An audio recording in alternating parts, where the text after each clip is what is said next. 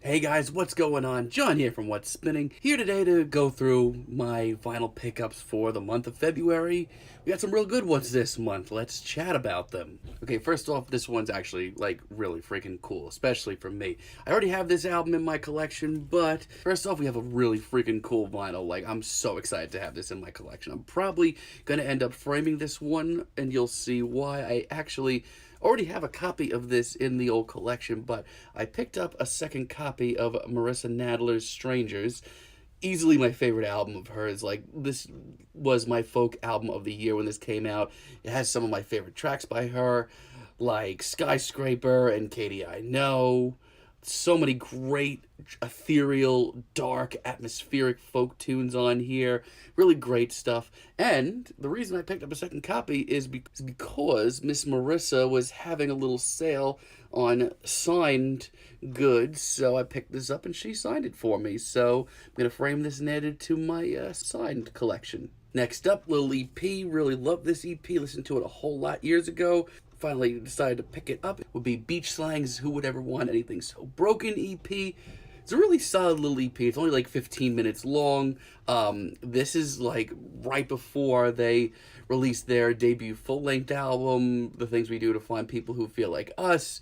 It's the same vein, that very nostalgic, old-school, throwback punk, very anthemic, very nostalgic lyrics. And God, like, I've been listening to their old stuff so much lately. Like, I really want to hear a new Beach Slang album that isn't just covers. This EP, though, if you're looking for something to just, if you're a Beach Slang fan, you want to hear some other great stuff that they've done, this EP is certainly really good. Next up is an album that I've gone on record saying that it is my least favorite album of theirs, and that would be Vampire Weekend's Contra. For me, this is like their lowest point. Like, there are some tracks on here that I don't like, but even when Vampire Weekend is at their worst, they're still writing incredibly catchy material. Cousins is on here, that's a good one. I do love tracks like Run and Holiday. There's a ton of great tunes on here, and the price was right, so I figured I would just pick it up. It's not my favorite Vampire Weekend project, like I said, but God, they are still so damn good.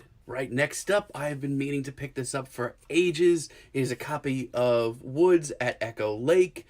God, I love this album. I'm a huge Woods fan, and this was like the first album I ever really listened to by them. Then I got into like Ben Beyond and stuff like that. But this was the first time I really heard them. I got absolutely addicted to their very like weirdo, psych folk, very sunny, but also very purely evil underneath approach to folk music. Always loved that. A lot of my favorite tunes by Woods are on here. Love Blood Dries Darker. And I absolutely love Suffering Season. Might be my favorite Woods track. This is a freaking fantastic psych folk album. If you haven't heard this yet, check it out. Next up, I should have probably picked this up 2 years ago, but I never found it for the right price, I guess, but I finally picked up Ariel Pink's latest album dedicated to Bobby Jameson. The year that this album came out, this was like one of my top 10 albums of the year. It's an album that I picked up and just listened to over and over and over again. I love the sort of throwback 60s sunshine pop approach to this, but it's just so Ariel at the same time.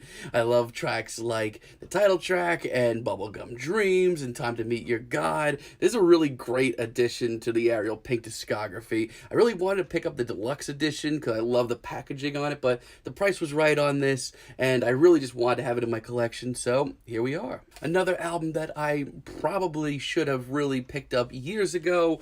This was a big one for me in college, like before I got into my garage rock phase. This was a big album for me. The first Mets album, the self-titled one.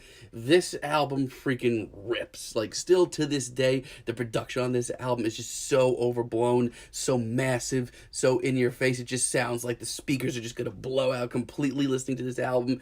Tracks like Wasted and Headache. So many good tracks on here. If you're into like noisy garage punk and just other in-your-face genres, this is definitely an album that you want to check out. And my final little pickup for the month would be the new Sharon Van Etten album, Remind Me Tomorrow.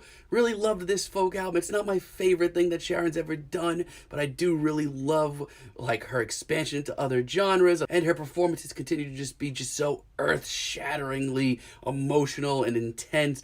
Love me some Sharon. Also, just want to take a second to show you guys the vinyl. No real colored vinyls this month. All the rest of those were black that I showed you. However, this one, I got the nice little special edition copy that's a beautiful light blue. Just absolutely love this new Sharon Van Etten album. I still get chills listening to tracks like 17. Alright guys, well there you have it. Those are my pickups for the last month. Didn't exactly go overboard last month, but still got some really fantastic additions to the collection. If you want to see more videos like this, be sure to give us a like, give us a subscribe, and until next time guys, have a great day.